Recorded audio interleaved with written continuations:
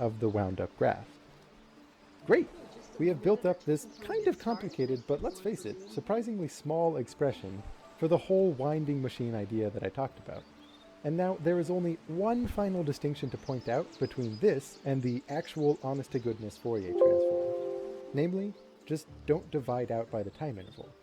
The Fourier transform is just the integral part of this.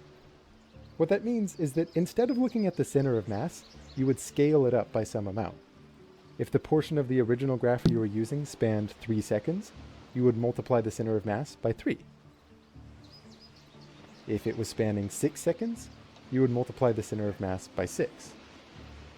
Physically, this has the effect that when a certain frequency persists for a long time, then the magnitude of the Fourier transform at that frequency is scaled up more and more. For example, what we're looking at right here is how when you have a pure frequency of 2 beats per second and you wind it around the graph at 2 cycles per second, the center of mass stays in the same spot, right? It's just tracing out the same shape. But the longer that signal persists, the larger the value of the Fourier transform at that frequency. For other frequencies though, even if you just increase it by a bit, this is canceled out by the fact that for longer time intervals, you're giving the wound up graph more of a chance to balance itself around the circle. That is a lot of different moving parts, so let's step back and summarize what we have so far. The Fourier transform of an intensity versus time function, like g of t, is a new function, which doesn't have time as an input, but instead takes in a frequency, what I've been calling the winding frequency. In terms of notation, by the way, the common convention is to call this new function g hat with a little circumflex on top of it. Now the output of this function is a complex number, some point in the 2D plane that corresponds to the strength of a given frequency in the original signal. The plot that I've been graphing for the Fourier transform is just the real component of that output, the x-coordinate. But you could also graph the imaginary component separately if you wanted a fuller description. And all of this is encapsulated inside that formula that we built up. And out of context, you can imagine how seeing this formula would seem sort of daunting. But if you understand how exponentials correspond to rotation, how multiplying that by the function g of t means drawing a wound-up version of the graph, and how an integral of a complex valued function can be interpreted in terms of a center of mass idea, you can see how this whole thing carries with it a very rich intuitive meaning. And by the way, one quick small note before we can call this wrapped up. Even though in practice, with things like sound editing, you'll be integrating over a finite time interval, the theory of Fourier transforms is often phrased where the bounds of this integral are negative infinity and infinity. Concretely, what that means is that you consider this expression for all possible finite time intervals, and you just ask, what is its limit as that time interval grows to infinity? And man oh man, there is so much more to say. So much, I don't want to call it done here. This transform extends to corners of math well beyond the idea of extracting frequencies from signals. So the next video I put out is going to go through a couple of these, and that's really where things in progress. So even this morning, we were scampering around trying to make things happen, and we hope that it's working for you.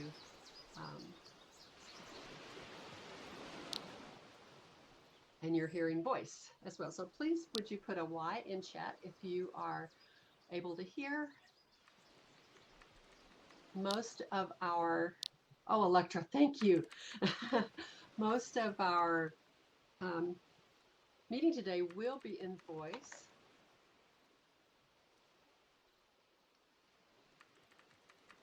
And we are, but we have a few folks that are trying to get things in text chat, and if you hopefully you noticed, in actuality might put it back there, that he is setting up something in Discord. So we are going to keep working on these kinds of issues, and hopefully at our next quarterly meeting we will have things more set for everyone, because we certainly want to be careful that we are making everything accessible for all that are attending. So thank you for being here, and we so appreciate it. I would also like to suggest that you turn your media off.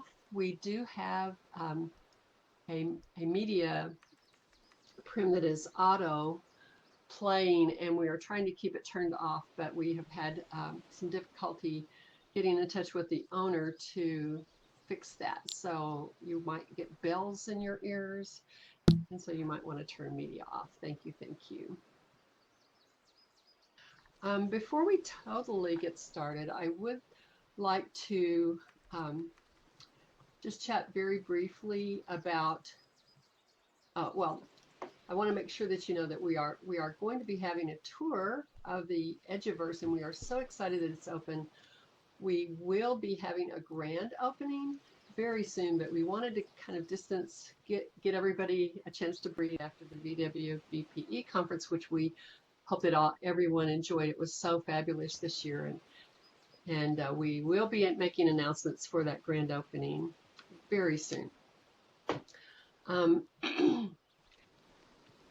I do feel like that life is very hard right now. We thought it was hard for the last 2 years, and then we've had recent events that have been disconcerting for most of the people that I know. And so I would like to just take a moment to honor those that are dealing with war in Ukraine. And so let's just have a moment of reflection and silence in honor of them.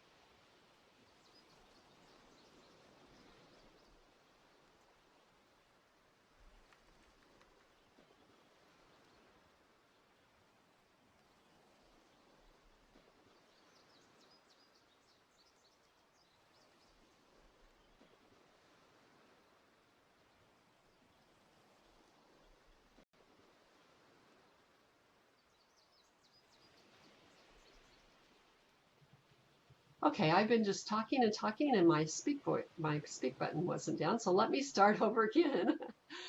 I really apologize, guys. So thank you for that moment. And and your laughter. Thank you. So we're very excited about the EduVerse opening, and it was like 5 minutes. I apologize. Um, we really appreciate all of you coming out today to help us get a tour of what's going on. And we, on the top of our agenda, I may have already said this when my voice was on, but please know that the EduVerse Welcome Center is a work in progress. So we are trying, but we have a lot of things to fix and improve on, and we have great hope. We also had a wonderful bunch of folks that helped us from diverse parts of the education universe. And I want to recognize them today. We called ourselves the Move Team. And so if you are here, we'd like you to stand up. That's a little silly, but we want to recognize you. So if you would please, as I say your name. So this is our Move Team: Marie Vance, John O'Connor, Phelan Cormiel, Curious George, Valibration Greg, Valibration, Val Librarian, Spiff Whitfield, Meryl McBride, Dodge Three Beards, Wordsmith Jarvinen, I probably butchered that wordsmith and I apologize, Kyoko Barzane, and Midori Linden also joined us. So could we give a big round of applause for all those wonderful folks that have spent so much time in helping us. And when I asked for that, and I didn't have my voice on, that's how I knew you weren't there. But we do have three very special folks that I would like for you to hear from today, actually. And I don't know if I mentioned the grand opening, but we will have a grand opening very soon as well, and we will have a big celebration for everyone. So we had three experts that helped us with our efforts here, and I asked them to speak to you just briefly this morning. So if we could have Actuality and Adelia make it. Is she here? And Gentle Heron. So Actuality did our design, and I'm going to let him introduce himself to tell you why we were so excited to have him press. Great, thank you. Can everyone hear me okay? Great. We got one. Yeah, there we go. Excellent. Great. Well, this is quite a crowd. It's fabulous to see so many people here at this region. I'm going to start. I also have a speakeasy, so I'll be showing up in chat. I want to acknowledge first that this design comes out of my design partnership, KBL Studio, and only with my partner Kathleen Brandt were we able to engage and address the rich and complex goals of this group and create this design you're now, well, sitting in. I wrote standing in, but you're all sitting, except for Dodge back there. I also really want to thank the Move team and all the amazing people I've met here for the opportunity to work with them on this, for their trust, their confidence, their encouragement. It's really been a fabulous, although fast, experience, and they know as well. They've been very supportive in this. So the Welcome Region serves, as you know from the mission, or you may have read, to provide educators in Second Life a welcoming, supportive, safe, informative, helpful, and pleasing environment to initiate or advance their understanding of and skills for using virtual world as an education tool, right? And so through this vision statement, the design team, we also identified through a kind of classic briefing process, sort of understanding what everyone's needs are, accessibility to new residents, conveyance of educational purpose and inclusiveness as top priorities. So the layout of the region, and as Ellie said, this is a kind of our soft launch, right? So this is a prototype of what might be. It has pieces here that probably will remain, pieces that won't, but as a test.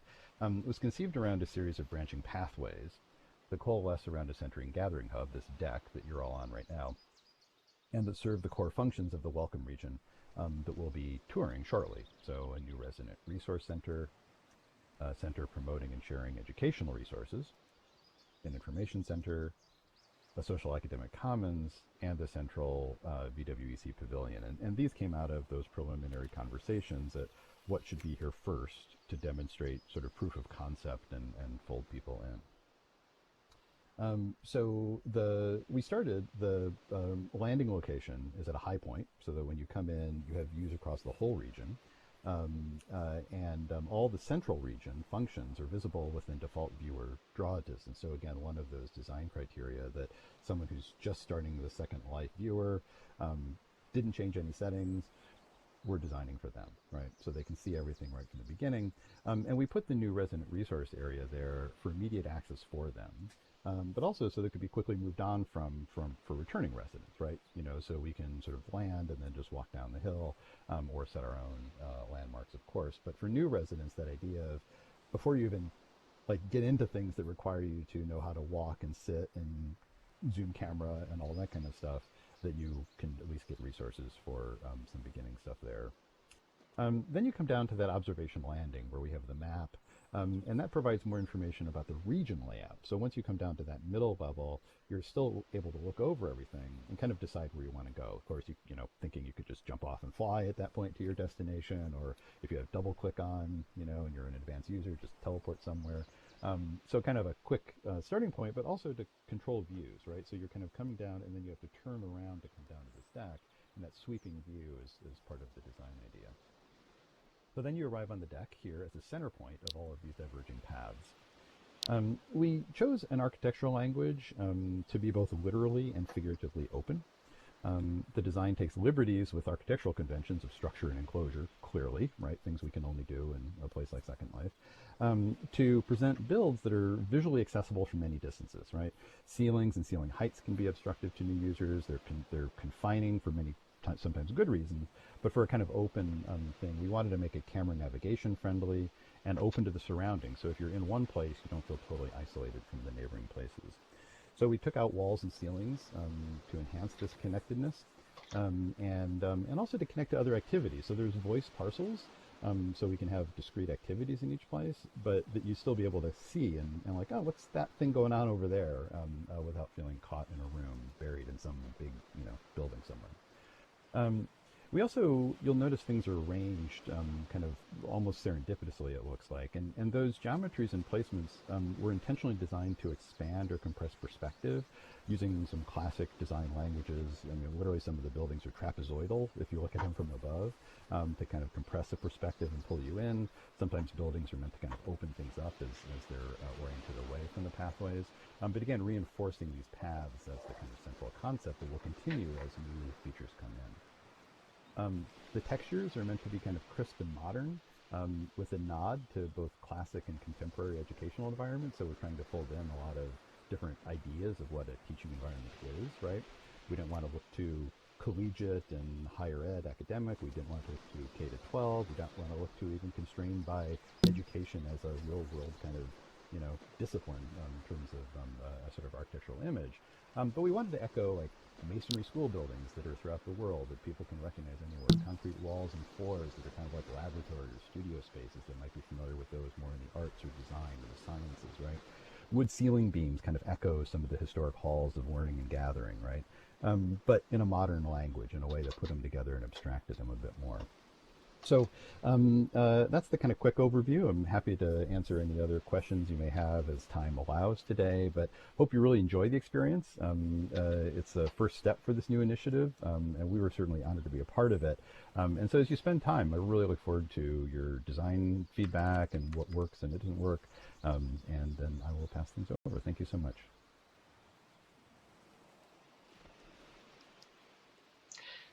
Thank you so much, Actuality. Any questions?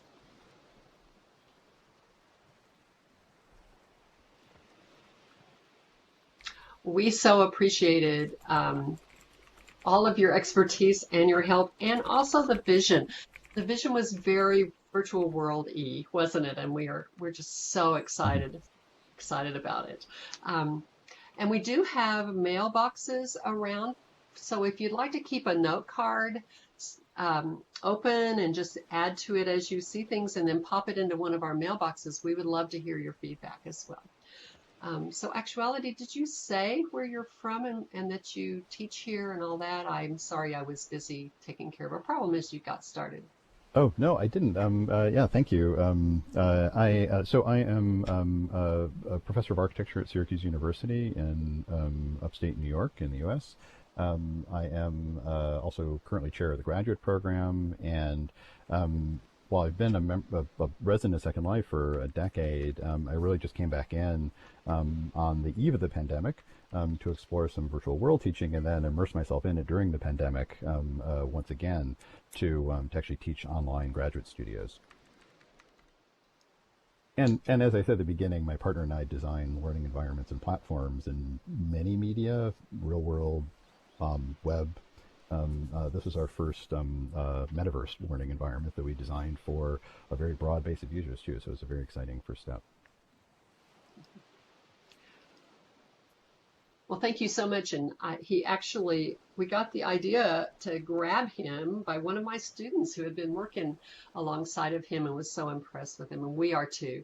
And my experience, at least, I think I can say ours, is that what I envisioned was completely different than what Actuality did. And he had so many, just like a professional designer would, so many great ideas that were very exciting. So thank you so much, Actuality. We have really enjoyed working with you and look forward to plenty of more work ahead. Thank you for joining us. Well, thank you. The feeling's mutual. Along those same lines, we did have a very experienced landscaper that was recommended to us. Delia Lake, you may all have heard of her. And Delia, I believe you're here today, and we'd love to hear from you. What was your vision as you were looking at our new area and thinking about the landscaping? Thank you. It's been a pleasure working on this project and meeting the people I didn't know and seeing the many of you who I've known for years. When I was first brought in, Actuality had some buildings here, and he had a stand of 4 larch trees. So he and I found that we both are pretty much attracted to larch trees. For a lot of reasons, and decided to build the natural habitat around those trees. So let me give you a little bit of why I find this important, and important to our work with the EduVerse. Let me start with a little bit about larch trees themselves, and I will put these in note cards, but I haven't had time to do that yet in the signs. So there will be note cards in all of the habitat signs. So a larch is a very special tree. It's majestic in height. They can reach almost 200 feet, and they live long lives, and they don't even mature until really 100 years or so. And in North America, they might live 250, 300 years. Some places in Europe claim to have 1,000-year-old trees. They're conifers in the pine family, but they're not evergreen. So larches are among the few that lose their leaves. Well, they're actually needles in the autumn, but first they turn from green to a beautiful golden color. Losing the needles helps larch trees survive extreme cold. They're northern hemisphere genus all over the world, and form the base of cold and slightly humid region forests, the riparian forests of the northeast US and Canada, and that actually stretches all the way up to central Alaska. They're found in the mountain areas of the western US and Canada, not on the coast, but close to the coast. The alpine regions of Central Europe, the Carpathian Mountains, the Alps, and the tundra of Siberia. Larches are pioneer species, and that's what to me relates here to the EduVerse. Thank you. They're the first populations of trees in disrupted soils in cold Sorry. regions. It's a They crash have course. Thank you. See you next Wednesday. Okay. sorry, we seem to have another talker here, so I'll pause for a second. So large trees have horizontal, broad root systems, and that helps them anchor the soil for other plants, for other floral species to take hold. And in this sense, to me, this is very much like DWEC EduVerse. We are pioneering education in 3D geospaces such as Second Life. So I think the larch tree is a very good symbol for us. We have here on this region 4 larch tree habitats that represent a mix of species, the flora and fauna that you would find in their physical world counterparts. And each of these habitats has a place to sit, a place to relax, a place to contemplate, talk with friends, and enjoy your time here. So I hope you will walk around, explore. At some point, if people would like to have a little tour and talk of just the habitats here, I'd be delighted to do that. And thank you for listening, and thank you for coming today. Thank you so much, Delia. And please also, would you share, I know that you have real world expertise along with what you've done in Second Life. Could you just briefly share your background for us? Oh, sure. I have been working in the field of sustainability before it was a field of sustainability. So I'm looking back like 40 years. And I started out in the environmental side, but quickly realized that that was not sufficient, because you can tell people what's going on till you're blue in the face. But if they don't connect to this viscerally, if they don't connect to how the environment affects their lives, it won't make any difference. So I didn't exactly switch, but at least began to incorporate how people learn, how people work together, how people make decisions, and not only communicate but collaborate. So I have incorporated all of that in my sustainability work for now decades. And for the last 16 years, I have been doing environmental experiential habitats and ecosystems here in Second Life. Have given many tours of both underwater and terrestrial areas, and particularly focused on areas that are under stress, where we have to make, as human societies, we have to make decisions as to whether these very critical ecosystems are going to survive and be part of the life support systems of our planet in the future. Thank you so much. So you can see why we were so excited to have her. Could you give her a big hand? Thank you. And before we get started on our tour, last but totally not least, you all know that we would not be doing this well if we had not invited our amazing Gentle Heron. So Gentle did help us as well. And Gentle, would you like to take just a few minutes to share? Sure. Thank you, Ellie. And thank you, Wordsmith, for transcribing. I've got a speakeasy, so it's been my honor to work with the EduVerse team these last few weeks. Today I was asked to share some ideas about accessibility. First, I want to say educators have several responsibilities. The profession's name points out the primary one, which is educating students, all students. Deaf students have the right to understand what a teacher is saying to the hearing students. Blind students have the right to know what a teacher is showing to sighted students. Dyslexic students have the right to comprehend what the teacher has assigned all the students to read.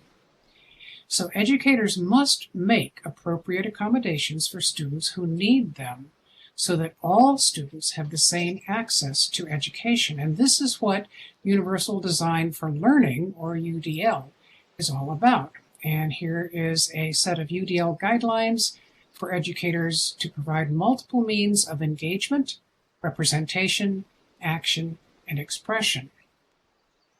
In Second Life, educators can provide lectures in text plus voice, or you can offer ASL or CART transcription for deaf students. You can label objects in the Second Life environment and provide note cards that have the text and the visual descriptions of posters and slides for your blind students. You can provide audio files of printed materials for dyslexic students. And Beth, I think you're right. But educators have a broader responsibility beyond the topics of their instruction. I did not coach Beth on this. Educators should also model the tenets of universal design in their teaching environments. Universal Design, or UD, states that environments should be inclusive. And what that means is that the environments should be able to be used without modification, independently, by as many individuals as possible, including everyone with disabilities. And here is another URL that you can click on and bookmark for later. This is the 7 Principles of Universal Design. Universal design is the impetus behind ramps instead of stairs, for example. Universal design accessibility features, however, benefit far more than just people with disabilities. The big question is, do universal design standards apply to Second Life? I think the answer is not entirely. Second Life, as Actuality has pointed out, is not proportioned exactly as in the physical world. Most human avatars are taller than average. Ceilings have to be higher, seats have to be away from the walls in order to accommodate the avatar point of view, for example. Plus, of course, we can fly and change our appearance on a whim. So there are 3 different approaches to accessibility design in virtual worlds.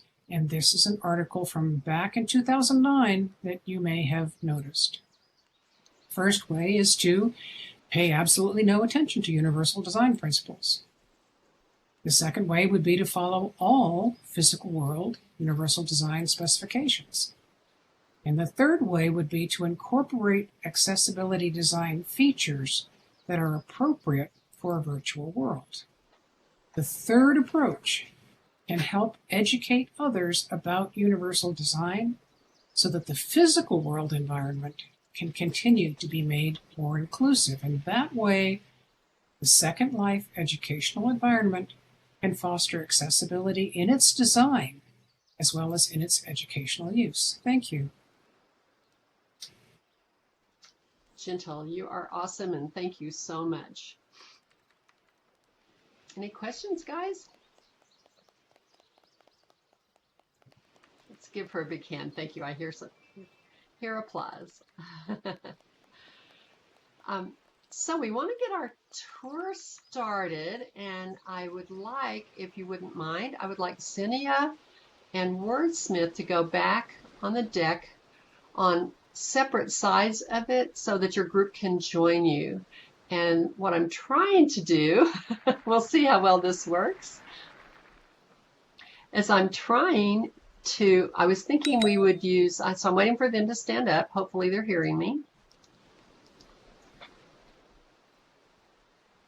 So Zinnia and Wordsmith, if one of you would get on one side of the deck back in towards the educational resources, and on the other side, we're going to have people join you. So we need about 5 to 6 people per group. And I'm going to ask, yes, we will be in groups. I'm going to ask, Zinnia has that bright, lovely yellow dress on. And Wordsmith is moving over towards the educational resources area. So I would ask the people who have January birthdays to go stand with Zinnia, and people who have February birthdays, would you go stand with Wordsmith? And let's see how many people end up there. Hopefully you're understanding.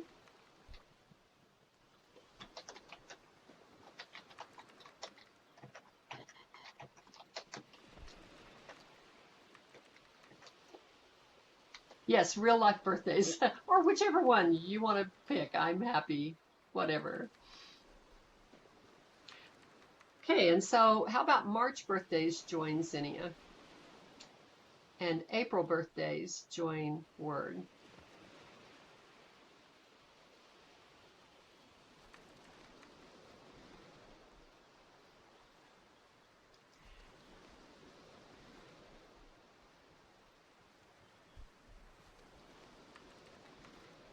Okay.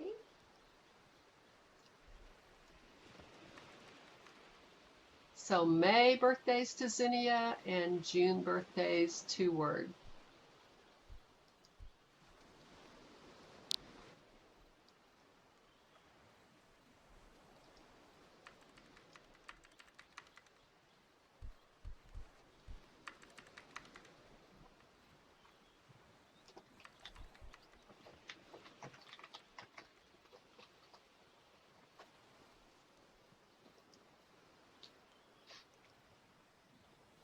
Okay, and then let's have Actuality and Liz stand closer to the fireside, and we'll get groups going within. So where was I at? I was at June, I believe. So July birthdays with Actuality and August birthdays with Liz.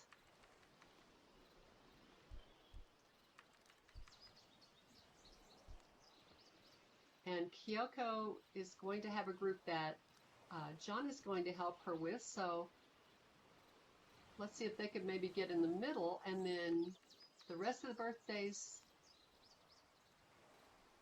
See, that would be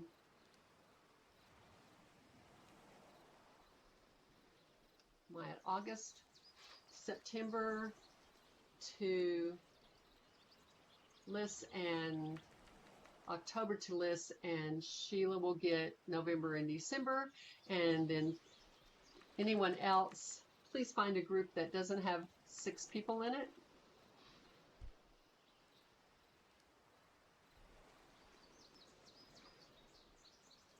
And those of you that are going to be at, we will have tour experts at each station, and they will give you an overview of that station. And we will have just about 5 minutes. We will be in voice because text gets a little funky. And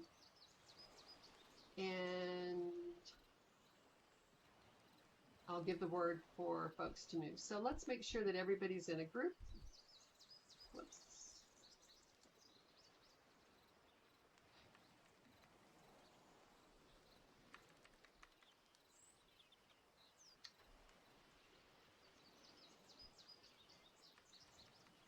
And we'll get started.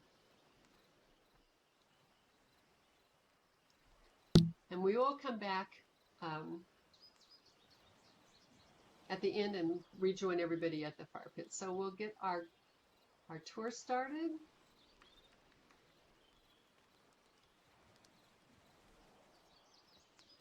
And if you don't know who, I think that Actuality doesn't have a whole lot of people, please feel free to fill in his group.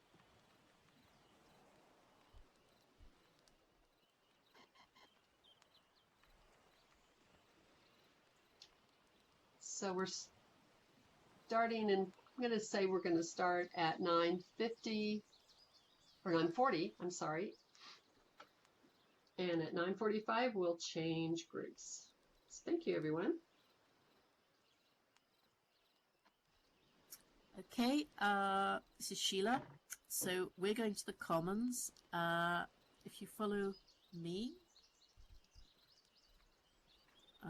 we're going across this. Okay, we're going to the Plaza. pavilion.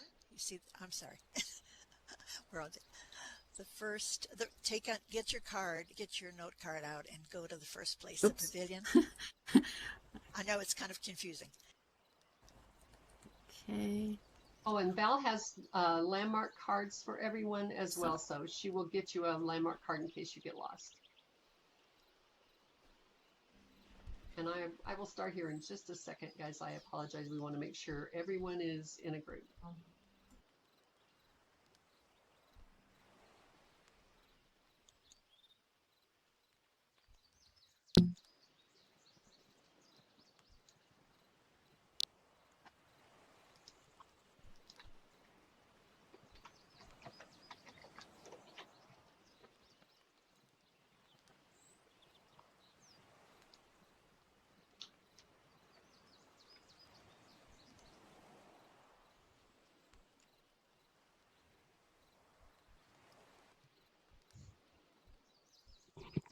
And Nellie will be starting in just a minute, explaining what we plan for the educational resource area. Okay, thanks. And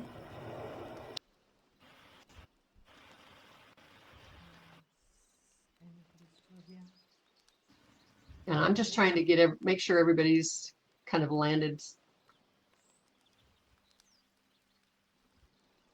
Actuality, are you able to find your group? Yes, Thinker, I think, is in our group, I think. But I'm just waiting for him to come join. Oh, perfect. Okay, no problem. I'm just seeing if you need any. Oh, yeah, I see him. Yeah. Thank you.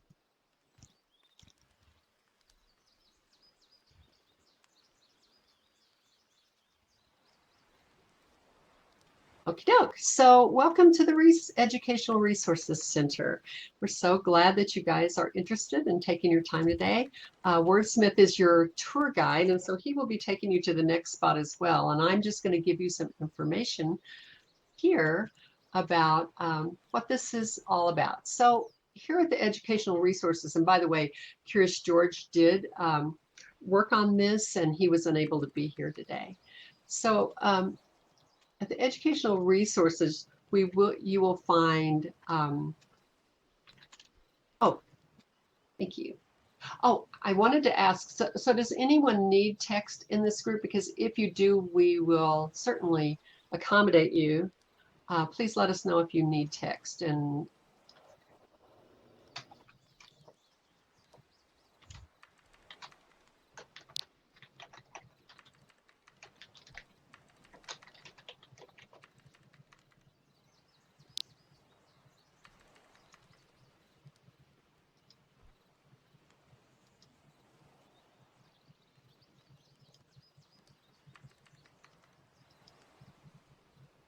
okay, well, we'll see how that goes. But if you're able to hear, so we'll just keep going in voice. We haven't quite figured out. It's a little more complicated to get just group text going. So our Educational Resources building was designed to have a gorgeous view because we want educators to feel like that they are important, as is teaching and learning here in virtual worlds. And so, but they also love freebies. So we want to give them an opportunity to have free resources. And please feel free to walk around because you'll be able to hear me and still walk around and look. So we wanted to give them free resources, examples of classrooms, and also teaching strategies used in virtual worlds. Also tools that they might be able to use for teaching. We want this to look really nice and professional, and we know that there are a lot of freebies. So our hope is that we will have a skybox or some other area where we will have even more opened up for our folks. We would encourage you, if you have things that you wouldn't mind sharing with other instructors that have helped you very well, then please get in touch with one of us, and we would love to put it out here, and we will also give you credit for sharing it. So thank you so much. The other thing we will be having here is sometimes things do cost, but they are so good to use. And so we will have, well, where can you go to buy this particular item as well? And we will hopefully have some sample classrooms demonstrating things that are important for teaching and learning, and just great ideas. So use cases as well. So this is just the very beginning of an exciting part of our EduVerse Welcome Center. And the last thing I think that I do want to talk about, Dodge might talk about that as well, but we will be having our project that is how to teach in virtual worlds, which will be a self-guided, essentially class, so to speak, with videos and note cards and maybe even part of our website, and teaching cases, examples that people will be able to share as well. So we certainly want you to have what you need if you are trying to teach here. And so that's what the educational resources are all about. Any questions? And I will take them in voice so that we won't overlap other people. Yeah, I'm super sorry that some of the stuff isn't quite linked up yet. And we're also, it might just be a permissions thing as well. I don't know if you noticed on the right-hand side, but there's a real nice AO that's free that if you might want to give your students as well. Anything else? Will you use this, do you think?